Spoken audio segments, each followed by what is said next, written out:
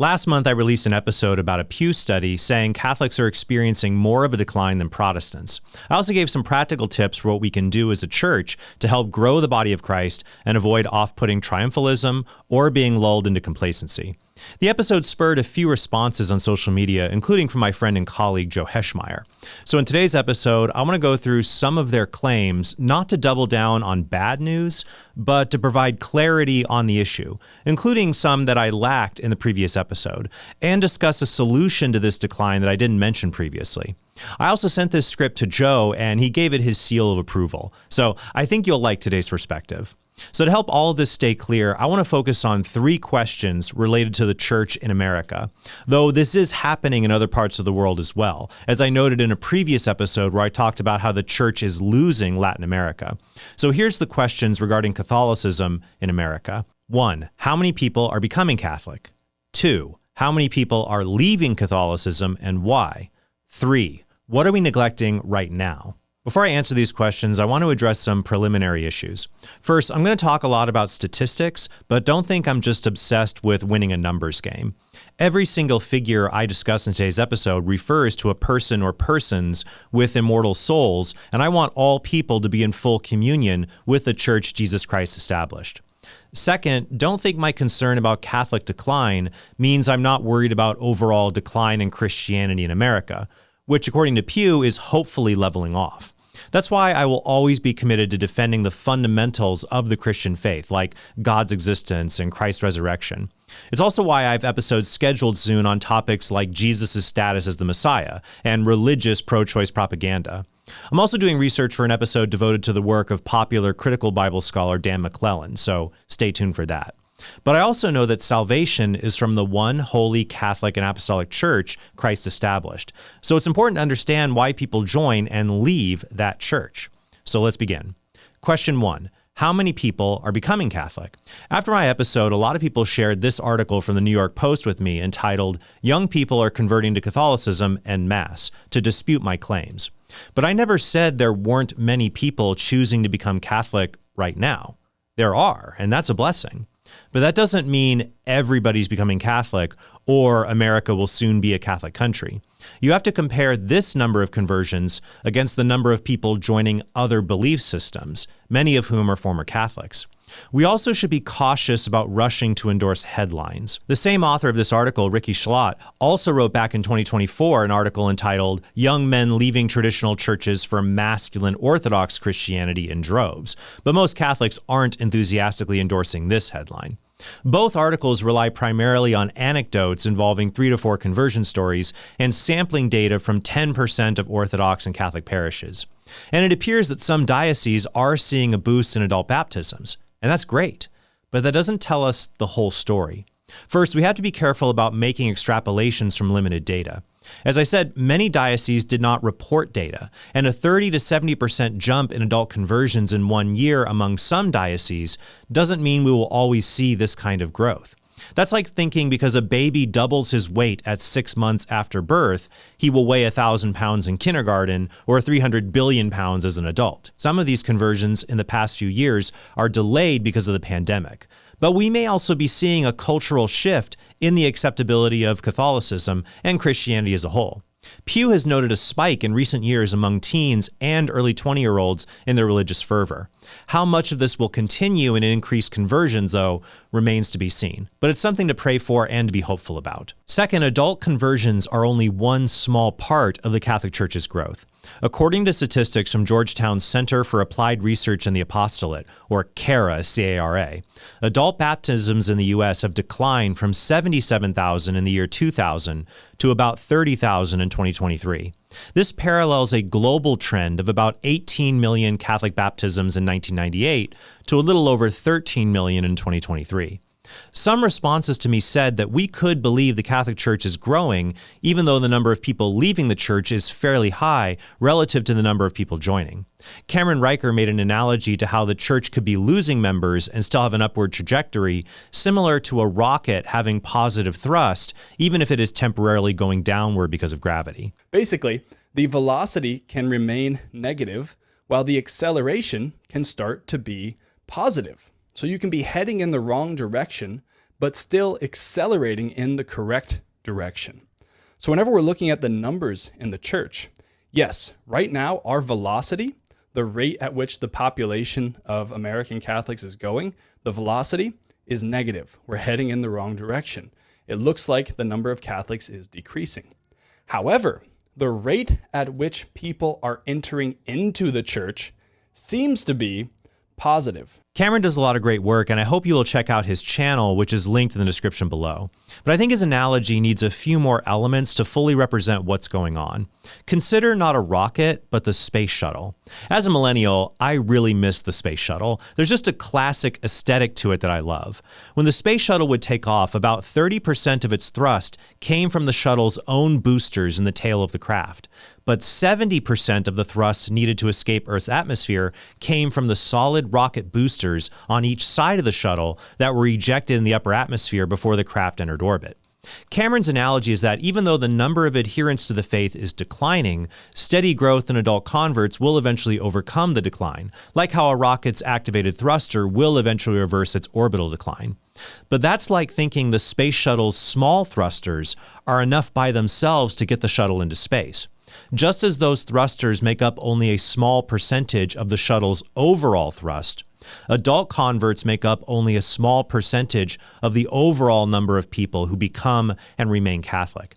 In 1965, the Catholic Church baptized 1.3 million people in the United States, 90% of whom were infants. That means only about 10% of baptisms at the close of the Second Vatican Council were for adult converts. And this percentage has stayed relatively constant over the past 60 years. In 2023, the church baptized or received into full communion 80,000 people, most of whom were adults. But it baptized about 540,000 children. So in 2023, like in 1965, only about 10%, maybe 15% of people who became Catholic were adult converts. And yet, there is a paradox in the data, because while the number of infant baptisms in the Catholic Church in the U.S. has declined over the past 70 years, the number of registered Catholics in the U.S. has increased during the same period. Gallup polling likewise shows that the percentage of people who identify as Catholic has stayed constant at around 20% of the U.S. population since the 1950s. Cara says the number of Catholics is probably boosted by immigration, which makes sense given that nearly half of all immigrants to the U.S. are Catholic. Moreover, Catholics are living longer, and so this keeps the Catholic population from declining. But it's not a good sign if the majority of people in a parish are in their elder years. I pray and hope for a Catholic revival in America, and an increase in adult converts is a welcome sight. But that by itself will not reverse Catholicism's decline. What we really need is a revival of Catholic family life among loosely affiliated American Catholics. Since 2005, the American Catholic Church has held steady at around 65 to 75 million members based on official directories. 60,000 adult converts in 1 year represents 0.1% of the Catholic population. It's a tremendous blessing to welcome them to our huge Catholic family. But the family itself needs to get its house in order if we want to change our culture. In 1999, the American Catholic Church celebrated 260,000 weddings and almost 1 million child baptisms. But in 2023, it only celebrated 109,000 weddings and about 500,000 child baptisms, a 50% decline. I haven't seen news about these numbers reversing like the reversal we may be seeing in declining adult baptisms, so I'm praying that this is a lagging indicator that will catch up soon.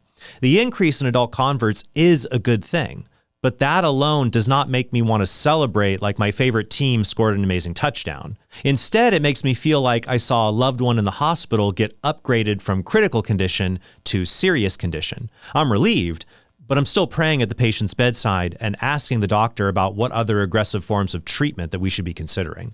Question number 2. How many people are leaving Catholicism and why?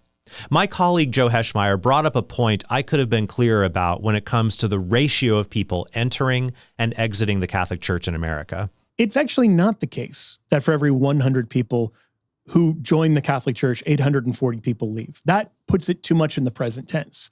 It's that for every 100 people alive and being surveyed now who have joined the Catholic Church, 840 people have left the Catholic Church. That actually matters a great deal because the whole point, and actually the point Pew is making in their overall study, is that we've seen this massive shift of people leaving Christianity in general and Catholicism in particular, but that massive exodus seems to have slowed quite a bit. It has been an historical trend, at least according to this Pew study, that for every 100 people in this survey who became Catholic, 840 people left. Joe's concern is that the data doesn't tell us if this is the case for people switching religions today or right now. We have fairly precise numbers for people who became Catholic last year, since it gets recorded in sacramental registries. But since you don't have to go through an official ceremony to leave the church, we don't have similar numbers regarding how many people left the Catholic Church in America during that same time period. The evidence doesn't seem like it got worse, but we don't know how much it got better either. Even if the number leaving were 50% of what it's been historically, or 400 people leaving for every 100 people joining, that's still really bad. Although I'm hoping that the preliminary data about younger generations more likely to identify as being religious means we are seeing a definite improvement. In order to diagnose the problem, we also have to ask why people are leaving. In my episode, I addressed the belief that zealous Protestants become good Catholics and lukewarm Catholics become Protestants. This has also been called the quality versus quantity attitude. And it's a bad attitude to have depending on how you frame it. If you frame it as a way of saying, goodbye, good riddance, we didn't want you in the church anyways, and we're better off without you, then that's bad. I admit, I have been tempted with this attitude when I have seen far left and far right Catholics constantly rail against the church before announcing their deconversions. Part of me wants to be a half-hearted Gene Hackman Willy Wonka who says, "Stop, don't come back." But God wants the salvation of everyone, especially of the people who really annoy us. I mean, I annoy a lot of people, so I'm glad that God has mercy on me, hence why I should show mercy to other people. And similar to a family, that if you had a child leave the family, you wouldn't rejoice that now the family is stronger, you would still weep over that lost child. Hey, real fast, at this point, a lot of people would say in a video, here's a word from our sponsor.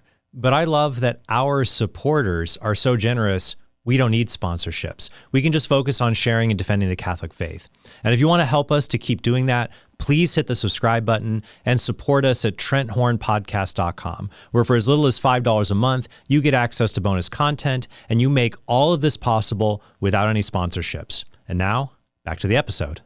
Now, in his response to me, Christian Wagner compared this situation to an army where 800 soldiers leave for every 100 soldiers who join. But this doesn't show the church is declining if the soldiers who leave are incompetent and the ones who join are special commandos. Wagner then says this. Who are the ones who are joining? That's the question. So when we ask ourselves, okay, well, 800 are leaving the Catholic Church for every 100 are joining, obviously it is a great tragedy when any soul departs from external communion with the Roman pontiff. But we really have to ask ourselves in terms of the effectiveness of the church towards its end. The 800 that are leaving, are these 800 people who are well informed of Catholicism? Are these 800 people who are very studious? Are these 800 people who were very dedicated and were donating money and time and engaging in Catholic action in the public sphere? The 100 that are joining, are these 100 generally more serious? Are these 100 generally more orthodox? Are these 100 loyal to the church? Are they loyal to the bishops? Are they loyal to His Holiness? Do you have individuals who are very happy to engage in Catholic action? Who are very generous with their time, very generous with their money? Those are the questions that you need to ask yourself. And they are, at least comparatively, relatively, indisputably, yes. The answer is yes for these individuals compared to those that are generally leaving. So I think that the general point that Trent was making falls flat. It falls very flat.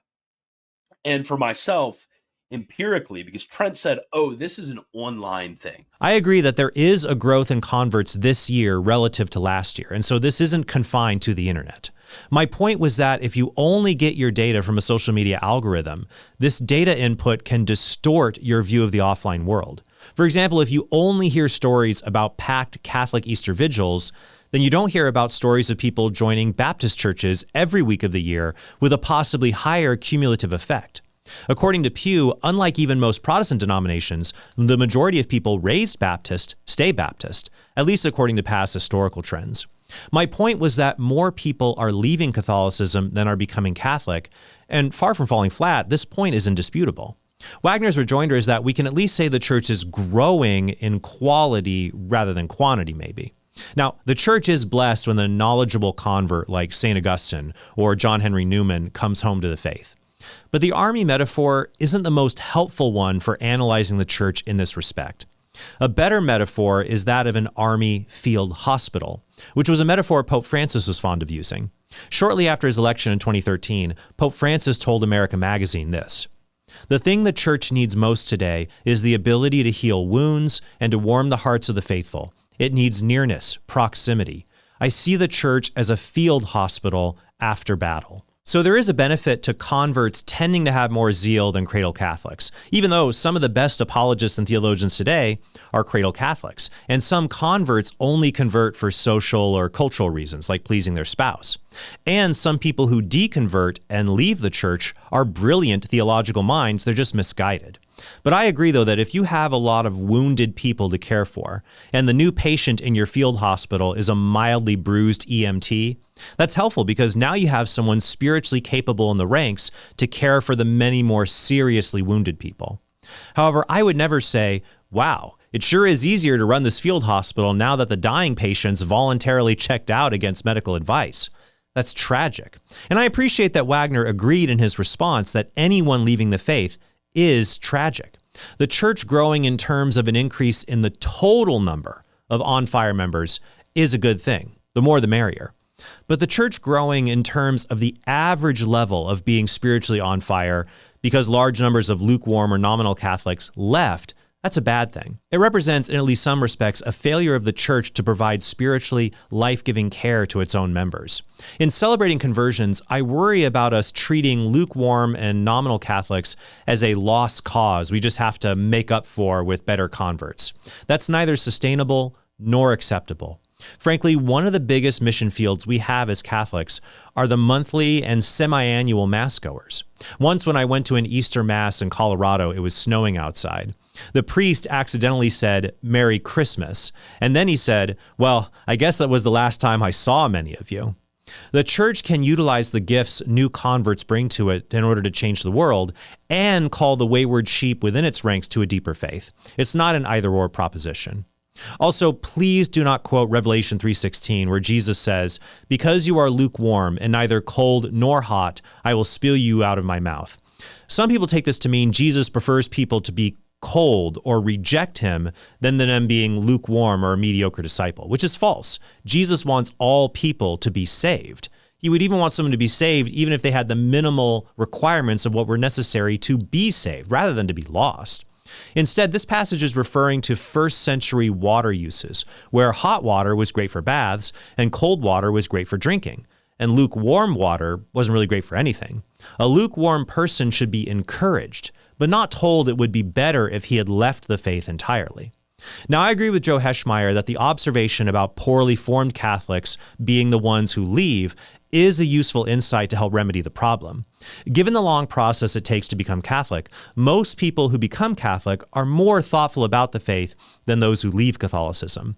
In fact, one Pew survey asked people the reason they left the Catholic faith, and most respondents said they just drifted away from the religion. The same survey says Catholics who become non-religious cite doctrinal issues, but Catholics who become Protestant say their spiritual needs weren't met, which points to where better spiritual formation can address those issues. I also agree with Joe that it's easier to list off notable Protestant intellectuals who become Catholic than notable Catholic intellectuals who become Protestant. The former would include people like former Protestant minister Scott Hahn, Frank Beckwith, who was the president of the Evangelical Theological Society, and Doug Beaumont, who taught apologetics at a Protestant seminary, among many others. I can't think of many examples of the latter, except for maybe Michael Koren, the author of Why Catholics Are Right, who is now a very liberal Anglican priest. This also vindicates Joe's point that the Pew data shows liberal Christianity loses more adherents than conservative Christianity, as can be seen in other Pew studies showing very little decline in evangelicalism. But Catholics need to be careful to not portray all Protestants as non-denominational when you're making apologetic arguments, and then portray all Protestants as dying mainline churches when you're making demographic arguments. And we must also face the rampant liberalism in our own parishes in order to stem this decline on our end, which is why I wrote my 2022 book, Confusion in the Kingdom: How Progressive Catholicism is Bringing Harm and Scandal to the Church. Joe also points out the median age when today's young people have left the church. Among the people in that age range, which is most of the people who leave Catholicism, the median age at disaffiliation from Catholicism was 13 years old. So this is going to be an important part of the equation. Because if you say, hey, why don't you focus more on those leaving the Catholic Church? Well, for starters, there aren't a lot of 13-year-olds who watch Shameless Popery.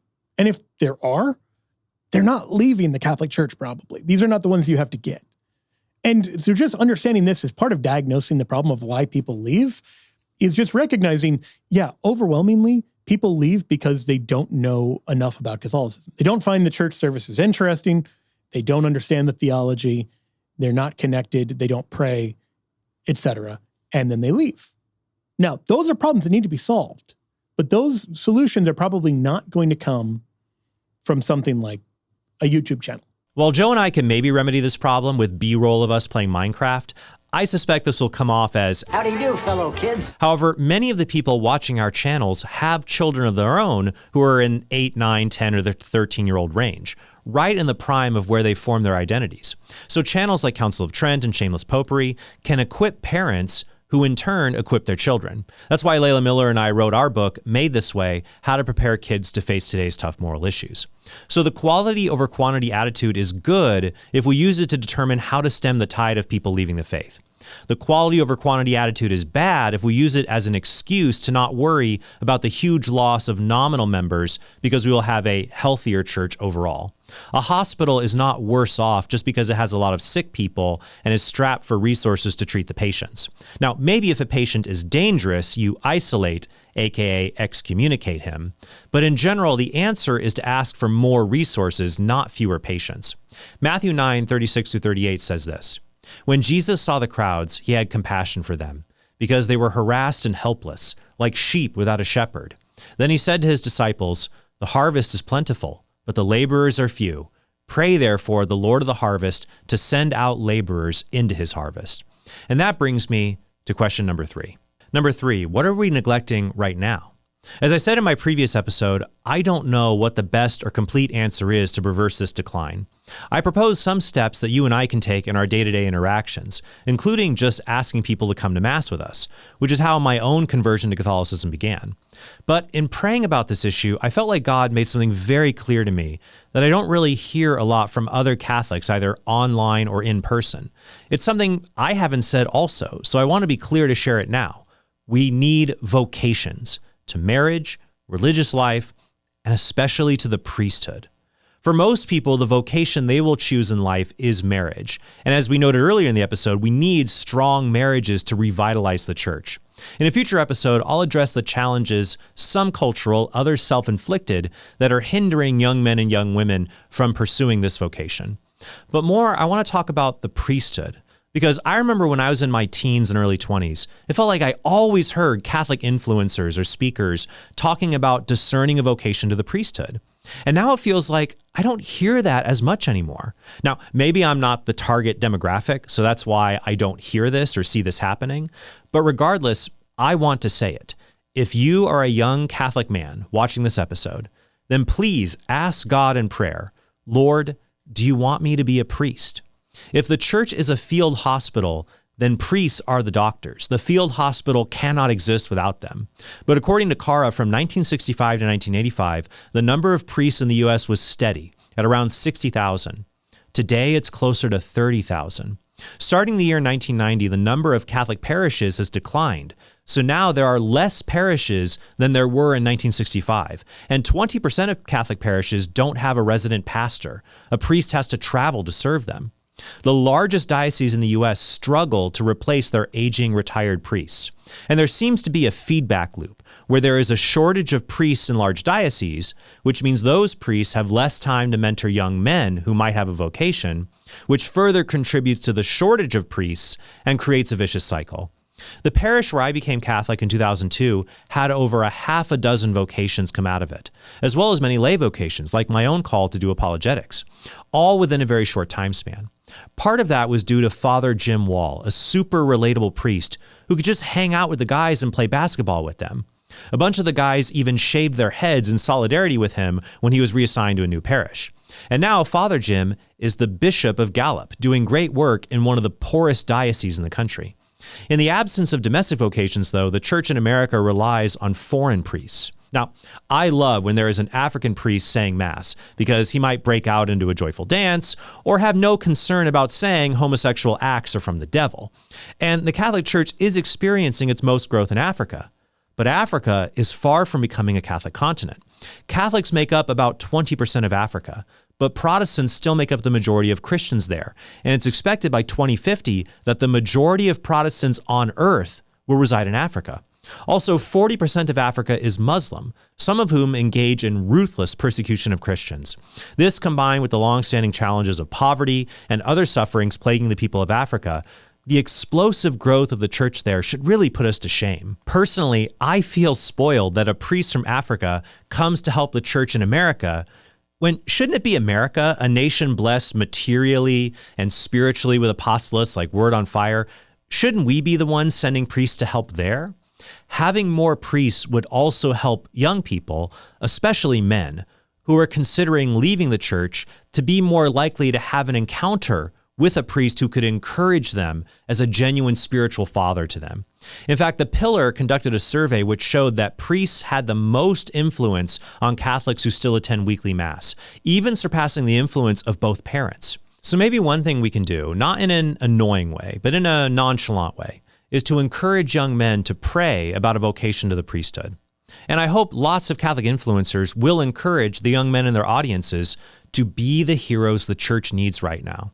I know older priests who told me that vocation directors in the 1960s and the 1970s, they told young men to become priests because it was a good gig.